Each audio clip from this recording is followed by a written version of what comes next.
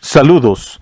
Lo siguiente es una interpretación o traducción de un mensaje o sermón predicado por el hermano pastor David Killing, que lleva por título "Su corazón debe ser amarse los unos a los otros". Oramos y esperamos que el mensaje sea de bendición para tu vida. Este mensaje fue predicado el 30 de enero de 2022. He aquí el mensaje ya traducido. Saludos a todos en el precioso nombre de nuestro Señor y Salvador Jesucristo. Es una bendición estar aquí con ustedes nuevamente esta mañana. Vamos al Señor en oración. Padre nuestro, venimos ante ti esta mañana y te agradecemos, Señor, por tu bondad, tu misericordia para con nosotros. Pedimos que nos ayudes esta mañana, que nos llenes de tu Espíritu Santo, que nos dé sabiduría al abrir tus palabras.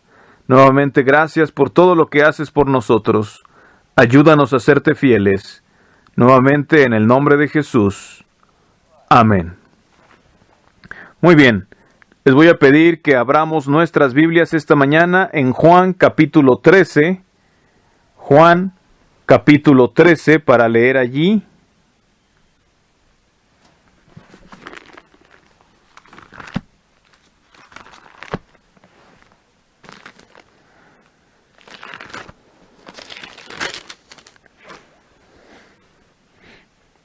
Voy a comenzar a leer desde el versículo 34. Versículo 34 de Juan capítulo 13 dice: Un mandamiento nuevo os doy, que os améis unos a otros como yo os he amado, que también os améis unos a otros. En esto conocerán todos que sois mis discípulos, si tuviereis amor los unos con los otros. Si prestamos atención a lo que el Señor Jesucristo dice aquí, ¿verdad? Hay varias partes en la Biblia donde Jesús dice: si me aman, guarden mis mandamientos, o frases semejantes. El apóstol Juan lo repite varias ocasiones. De hecho, tan solo aquí en el capítulo 14, ¿verdad? Verso 15 dice: si me amáis, guardad mis mandamientos. También en el versículo 23 dice el Señor: el que me ama, mi palabra guardará, y mi Padre le amará, y vendremos a él y haremos morada con él. Y está en muchos lugares, incluso la misma promesa del Espíritu Santo, ¿verdad? Es para aquellos, en el versículo 16, que oyen sus palabras y las hacen. Jesús contó la parábola del hombre sabio y el hombre necio, aquel que construyó su casa sobre la roca y el que construyó su casa sobre la arena respectivamente. Es más, vamos para allá. Es Mateo capítulo 7. Mateo capítulo 7.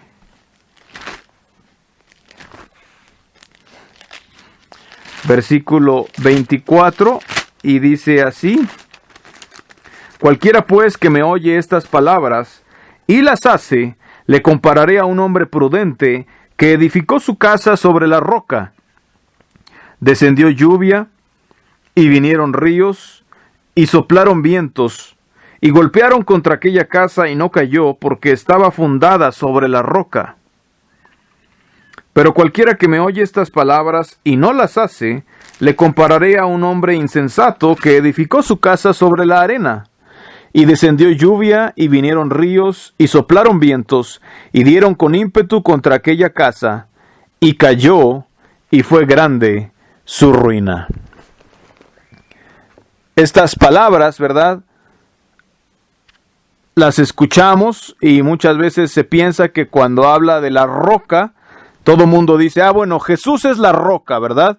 Y estamos construyendo sobre Él, que Él es la roca. Sin embargo, lo que Él mismo dice, ¿verdad? Aunque sí Él es la roca en otros sentidos o en otros pasajes, pero aquí cuando Él mismo está hablando y habla de la roca y se refiere a la roca, él dice que la roca, o el edificar sobre la roca, es la persona que oye sus palabras y las hace. Quien oye, esa es la roca, es oír sus palabras y hacerlas, ¿verdad? No como el hombre necio que fue y construyó su casa sobre la arena, ¿verdad? Vinieron los ríos, las tormentas, los vientos y destruyeron toda la casa y fue grande su ruina. El hombre sabio que construyó sobre su casa, sobre la roca su casa, igual vinieron los ríos y los vientos y el ímpetu, etcétera, pero no destruyeron su casa. Sin embargo, Jesús dice muy claramente aquí que el hombre sabio, ¿verdad?, que es comparado con el que edifica su casa sobre la roca, en el verso 26, ¿verdad? El hombre sabio, perdón, en el verso 24 es el que oye estas palabras y no las hace. Y en el verso 26 dice, el que me oye estas palabras y no las hace, le compararé a un hombre necio que edificó su casa sobre la arena. Y vinieron los ríos, etcétera, y golpearon contra aquella casa y fue grande su ruina. Pero cualquiera que me oye estas palabras y las hace, le compararé a un hombre prudente o sabio que edificó su casa sobre la roca. Muchas veces cuando hablamos acerca de la fe y acerca de creer en nuestro Señor Jesucristo, ¿verdad?, para el mundo, en general y para muchas iglesias, creer en Jesucristo simplemente implica creer mentalmente, ¿verdad?, que Él murió, que Él resucitó y eso. Pero cuando aquí Él nos habla de lo que realmente significa creer, de lo que realmente significa la fe, es aquel que oye y hace, ¿verdad? Muchas veces el Señor habló acerca de creer en Él. En otros evangelios, muchas veces también habló acerca de la fe. Pero todas las veces que la Biblia habla de la fe, eventualmente lo habla como alguien que oye a Dios, ¿verdad?, y lo obedece. El capítulo de la fe, Hebreos 11, ¿verdad? Como he dicho siempre, la fe es la respuesta del hombre a la justa demanda de Dios en su vida, ¿verdad? Empezando desde los primeros, comenzando por ejemplo con Noé. Dios le dice que va a llover y que entonces debe construir un arca, ¿verdad? Y he dicho, he puesto este ejemplo muchas veces, ¿verdad? Podemos imaginarnos si Noé viviera en estas épocas y Dios le dijera, Noé, va a llover y necesitas construir un arca. Y Noé dijera, ok, sí, Dios dijo, yo creo en Dios, yo lo creo, ¿verdad? Y Noé empieza a predicar y a decir, ok, Dios dice que Él va a salvar a todos los que creamos en Él, ¿verdad?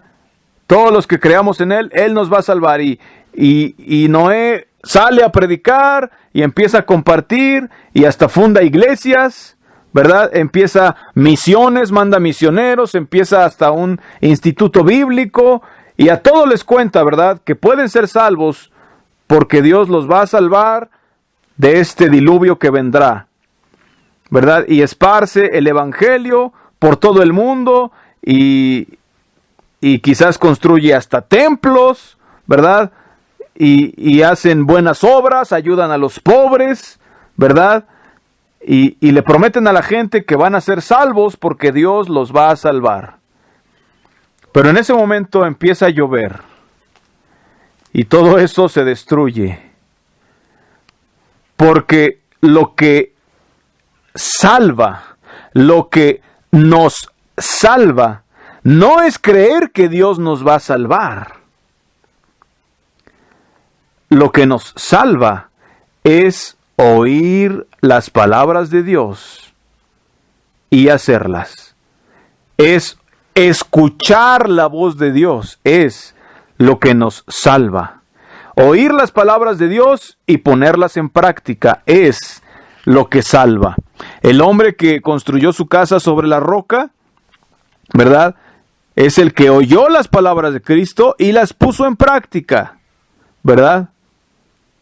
El que oye esto que yo digo, dice Jesús, y lo hace.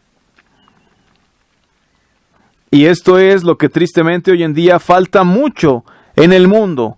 Realmente oír las palabras de Dios. Vamos a regresar al versículo que leímos en Juan capítulo 13 para volver al tema, habiendo puesto este fundamento. Juan capítulo 13, versículos 34 y 35 dice: Un mandamiento nuevo os doy, que os améis unos a otros como yo os he amado, que también os améis unos a otros.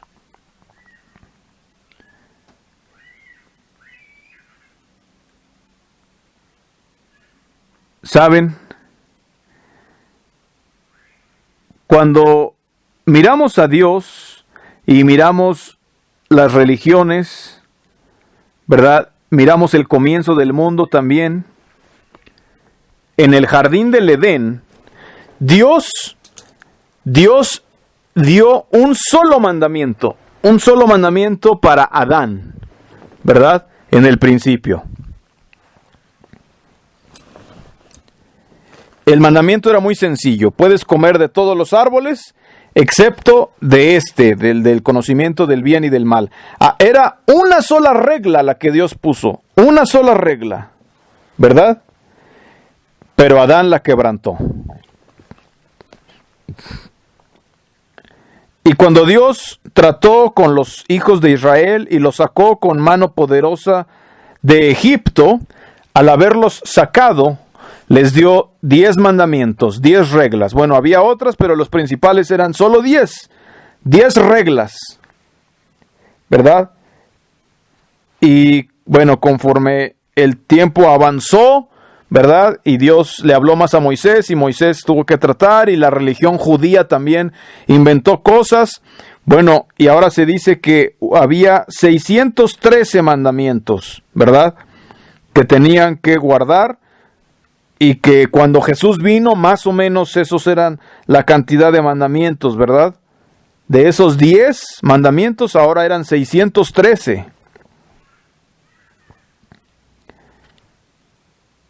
Y hoy, ¿verdad? Tenemos el Evangelio de nuestro Señor Jesucristo. Y su mandamiento principal y nuevo, y quizás casi del que dependen todos, podríamos decir el único, la única regla de Jesús es esta: que se amen unos a otros. Y todos los demás mandamientos, todas las demás leyes dependen solo de ese, ¿verdad? Podemos tener muchas reglas, muchas doctrinas, muchas ideas, muchas cosas que dividen a la gente, ¿verdad? Tienes que hacer esto, tienes que hacer aquello, esto no. Antes de ser parte de nuestra iglesia, tienes que hacer todo esto, ¿verdad? Y a veces en algunas congregaciones se convierte como en la religión judía, ¿verdad? Los hombres establecen sus propias reglas, sus propias leyes, y lo que he aprendido en la vida cristiana es que entre más nos acercamos a Dios y entre más de verdad escuchemos la voz de Dios y andemos y caminemos con Él, menos reglas se necesitan. Y así ha sido a lo largo de la historia. Dios comenzó con una sola regla. O sea, desde ahí te das cuenta que a Dios no le interesa una gran cantidad de leyes o de reglas, ¿verdad?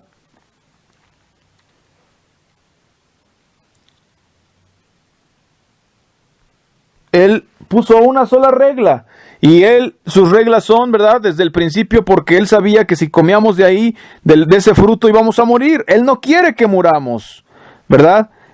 Y así no hay vida, no hay vida, solo hay muerte en guardar reglas, en guardar leyes. La vida verdadera se encuentra en oír a Dios, oír su voz y practicar lo que Él nos enseña.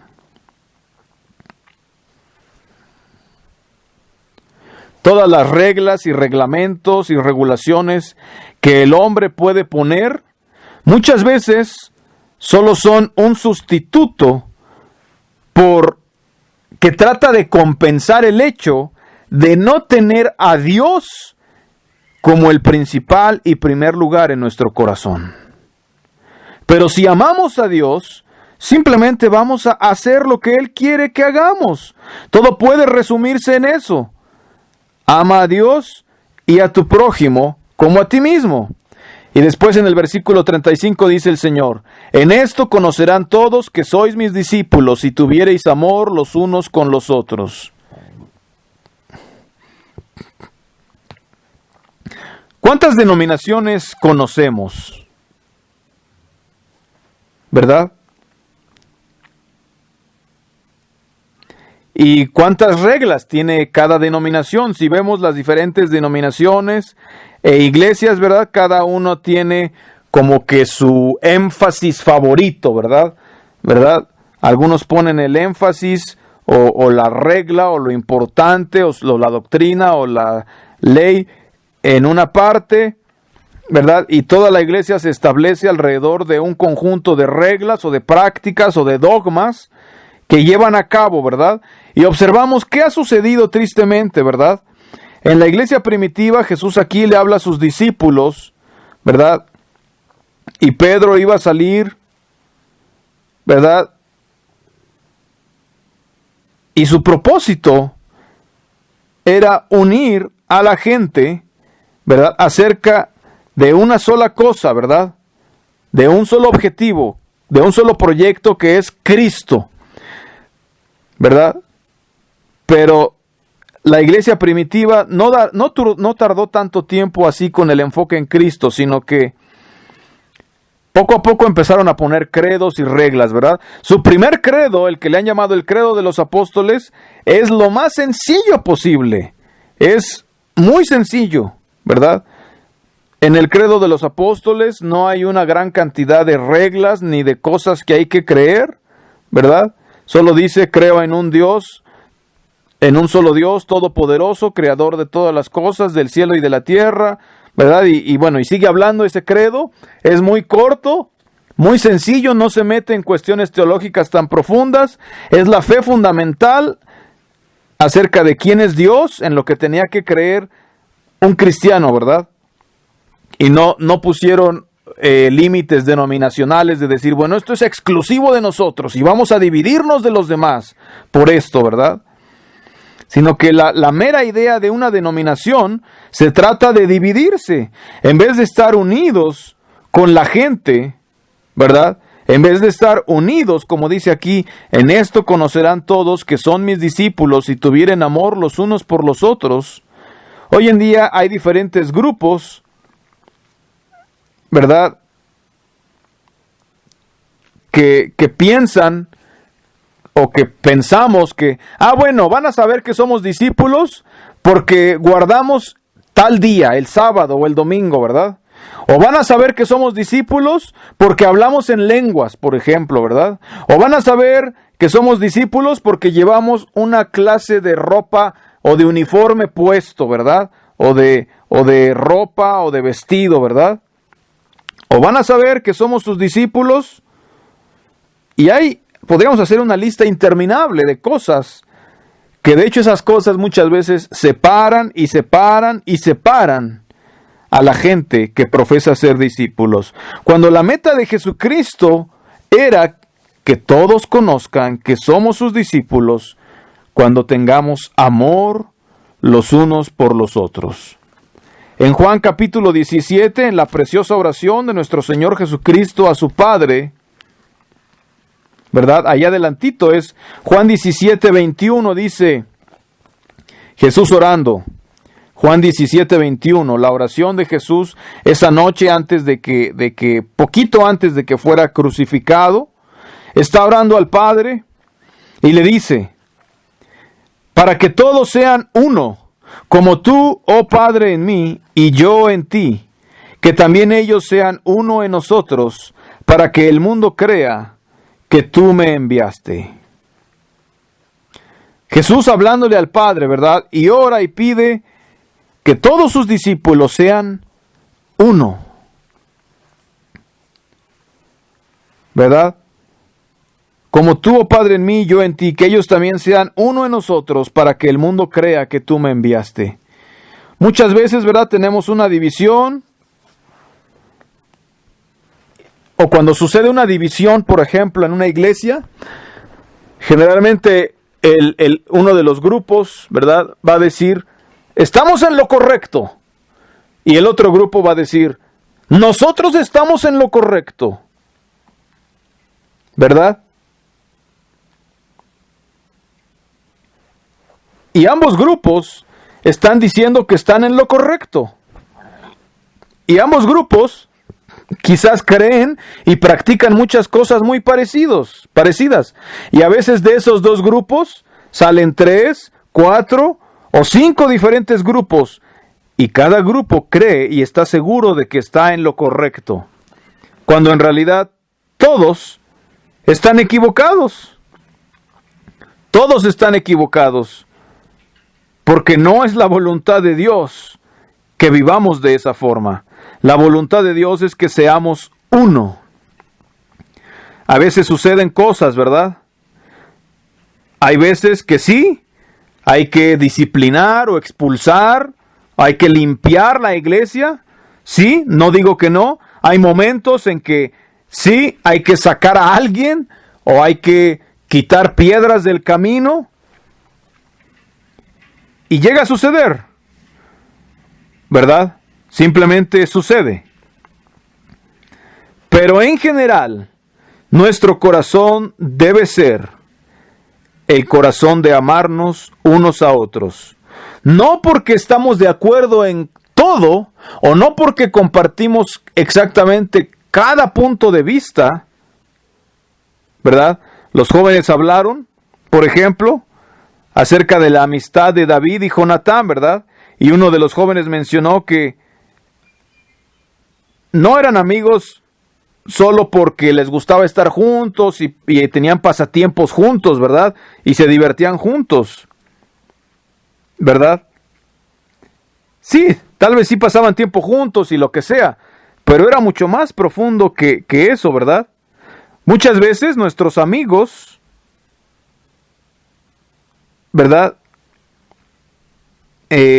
Tristemente son aquellos que, bueno, es que le gusta lo mismo que yo. Y entonces nos llevamos bien y vamos por aquí, ¿verdad? Somos muy parecidos, somos compatibles, ¿verdad? Me trata bien, ok. Pero la verdadera amistad no se trata de eso. Un verdadero amigo es un verdadero amigo, ¿verdad? Es alguien, como dice la Biblia, más unido que un hermano, que se queda cerca de ti como si fuera tu hermano, ¿verdad?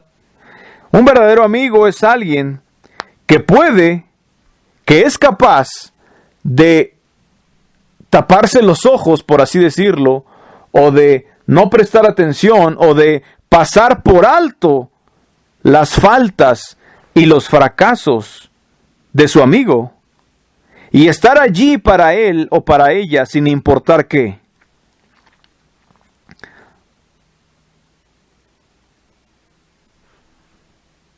¿Verdad?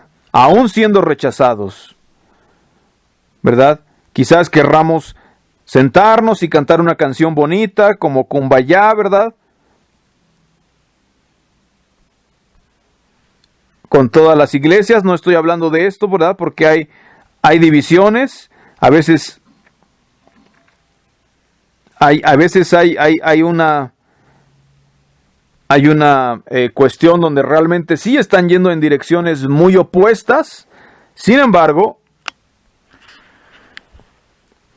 hay veces que realmente, un grupo que está tomando un camino totalmente opuesto a nosotros, ¿verdad? La palabra de Dios, pero en la verdadera iglesia, el corazón de la verdadera iglesia no debe ser poner fronteras o paredes o límites para todos, ¿verdad? La verdadera iglesia debe ser una iglesia que invita a la gente, a unirse aún con todo y sus problemas, con todo y sus fallas, con todo y sus diferencias. Y una iglesia que sea capaz de tolerar todo eso y amar a esa persona o personas que vienen de todas formas. No significa que todo va a ir perfecto, no significa que va a ser color de rosa, ¿verdad? Pero sí significa que el corazón de esto es: hermano, voy a estar ahí para ti. Voy a estar ahí para ti porque eres mi amigo. No necesariamente porque me caes bien, no necesariamente porque tengamos los mismos intereses, no necesariamente porque tú seas tan crecido en la fe, y no necesariamente porque estemos de acuerdo en cada punto pequeño de la fe, pero voy a estar ahí para ti, para amarte, para servirte, para ayudarte, para escucharte. ¿Verdad? Y en la iglesia primitiva observamos esto, ¿verdad? Gente que llegó de diferentes contextos, ¿verdad? Y que llegó de afuera y de la nada a una iglesia que era mayoritariamente judía, con leyes judías, ¿verdad? Y todavía tratando de guardar las leyes judías y de la Torá y todo, pero trabajaron juntos. Y Dios no dijo, bueno, tienen que dividirse, o tienen que escoger, o van a ser judíos o van a ser gentiles. No, fue una iglesia donde había judíos y gentiles. Y Él dijo, ámense los unos a los otros, aún con sus diferencias, ¿verdad? En el cristianismo del día de hoy tenemos gente, ¿verdad?, que no se ama por X o Y motivos, cuando en el cristianismo primitivo fue una mezcla de judaísmo y cristianismo, y les dice, ámense unos a otros. No permitan que esas cosas los dividan, ¿verdad? Hoy en día tenemos las enseñanzas de Cristo y a veces permitimos que esas cosas nos dividan, ¿verdad? Pero esa no es y no debe ser la meta. En el principio no fue así. No es lo que Dios planeó y quiso desde un principio. El Señor habla mucho acerca y en contra del divorcio, ¿verdad? Y habla del matrimonio, ¿verdad? Y el deseo de Dios, el corazón de Dios, ¿verdad?, para el matrimonio es que esté junto. Cuando vienen los fariseos y le preguntan a Jesús acerca de la ley de Moisés, oye Jesús, ¿es correcto divorciarse? ¿Y por qué Moisés lo permitió? Y Jesús les dice, por la dureza de su corazón. Les concedo, ok, de acuerdo, sí lo permitió, pero fue por la dureza de su corazón. Pero luego añade, mas al principio no fue así, ¿verdad? O sea, Dios permitió algunas cosas en su momento por la dureza del corazón humano, ¿verdad? Se permitieron esas cosas, pero esas personas no eran discípulos. Esos hebreos no eran discípulos, por eso tenían el corazón duro. Sin embargo, los discípulos tienen y deberían tener y tenían un deseo de amar a Dios y un deseo de amarse los unos a los otros, tal como Jesús amó a Dios y Dios amó a Jesús y nos amaron a nosotros para que seamos uno con ellos y para que el mundo crea que Él lo envió. Ese debe ser nuestro corazón. Poner en práctica las enseñanzas de Cristo, ¿verdad? Pero el corazón de eso es amarnos los unos a los otros. Sí, si lo desglosamos, pues ahí están las enseñanzas y todo el Nuevo Testamento. Pero si tan solo prestáramos atención a esto, amarnos los unos a los otros, si obedeciéramos eso, no tendríamos problema con ninguna otra enseñanza de Jesús. Con ningún otro mandamiento nos costaría. Hay tantas direcciones diferentes que tomar, hay tantas cosas diferentes. Es muy fácil dividirnos y pensar que estamos logrando algo por dividirnos, o pensar que estamos parándonos por la verdad o por algo, ¿verdad? Pensar que estamos haciendo lo correcto, ¿verdad?, al separarnos de alguien, ¿verdad? Es muy fácil hacer eso y pensar que estamos logrando algo.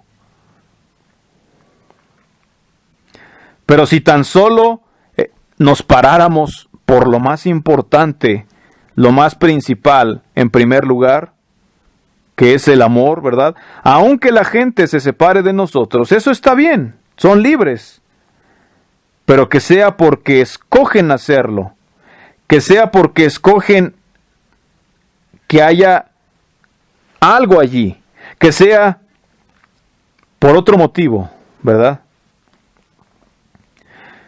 En el cielo no va a haber 20,000 y tantas denominaciones.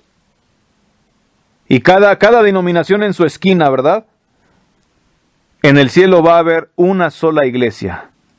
Y esa iglesia va a estar compuesta de personas que oyen lo que enseñó Jesús y lo hacen. Y lo aplican en su vida práctica y cotidiana. Y nosotros no somos quienes para decidir esto, ¿verdad? La gente habla de ser jueces, ¿verdad? Y algunos se atreven, ¿verdad?, a decir, bueno, fulano estoy seguro que va al infierno. Y sutano estoy seguro que, estoy seguro que va al cielo, ¿verdad? Es un santo, ¿verdad? Y bueno, si alguien se atreve a decir, es que fulano va al infierno, todos se enojan y dicen, estás juzgando. Pero si alguien dice, fulano va al cielo, qué bonito. Bueno, al final es juzgar. Es juzgar, es emitir una opinión, es emitir un juicio, ¿verdad? Se ha puesto como el que decide quién se va a ir al cielo. Está igual de mal que el que se ha puesto como el que decide quién se va a ir al infierno, ¿verdad?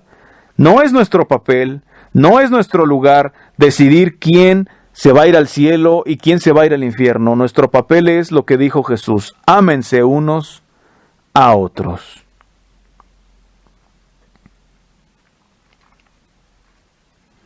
Es hermosa la figura de Jonatán y David, siendo amigos, fieles. Es una verdadera bendición su amistad. Es una figura de alguien que simplemente es amigo sin importar lo que cueste, pase y cueste lo que cueste.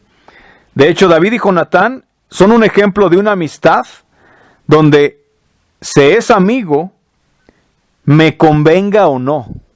Jonatán fue amigo aunque no fuera bueno para él. Voy a ser amigo. Ser amigo se trata, ¿verdad?, de eso. Claro, no se trata todo el tiempo de estar apapachando, ¿verdad? Incluso apapachando el pecado. No. Pero sí se trata de estar allí y que si necesitan ayuda, estamos disponibles para ellos y estamos disponibles para recibirlos sin importar lo que nos hayan hecho. Estamos dispuestos para abrir nuestros brazos y darles una oportunidad y perdonarlos y darles una segunda y tercera y cuarta oportunidad.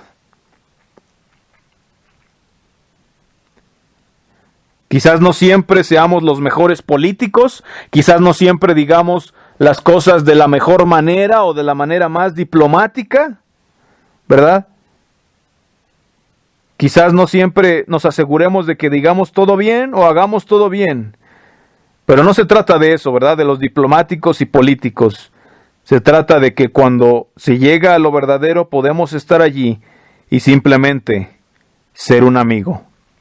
Como he dicho, nuestras ideas de amistad, ¿verdad? Es mi cuate. Solo porque nos gusta hacer lo mismo. O porque, nos llevamos bien.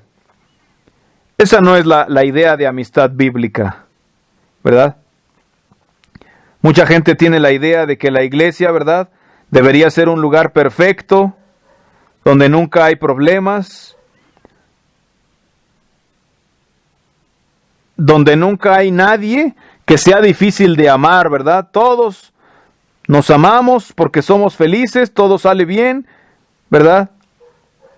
Pero como lo he dicho, la iglesia perfecta es una iglesia con diferentes ideas, diferentes cosas y fallas, pero donde todavía somos capaces de ser lo suficientemente fuertes y maduros para amar a esas personas y dejar que tomen sus decisiones. De eso se trata. es a lo que fuimos llamados a hacer, a amarnos los unos a los otros.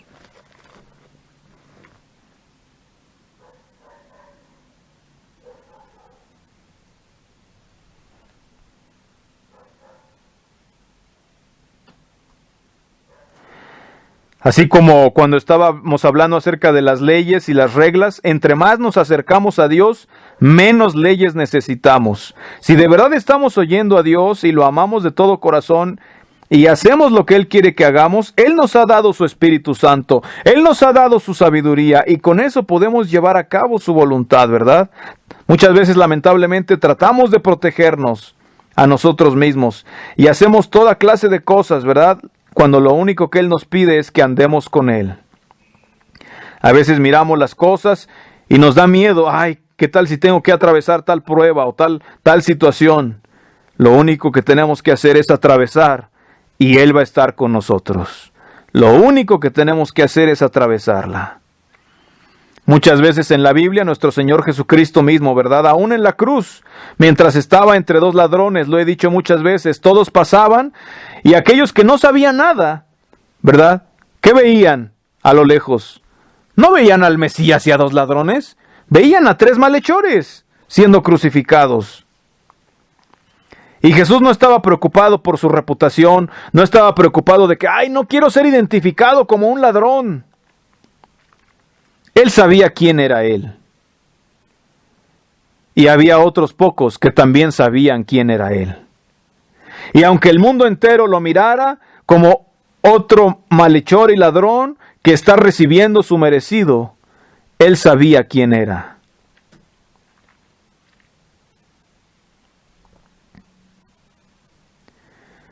Que Dios les bendiga y que Dios bendiga su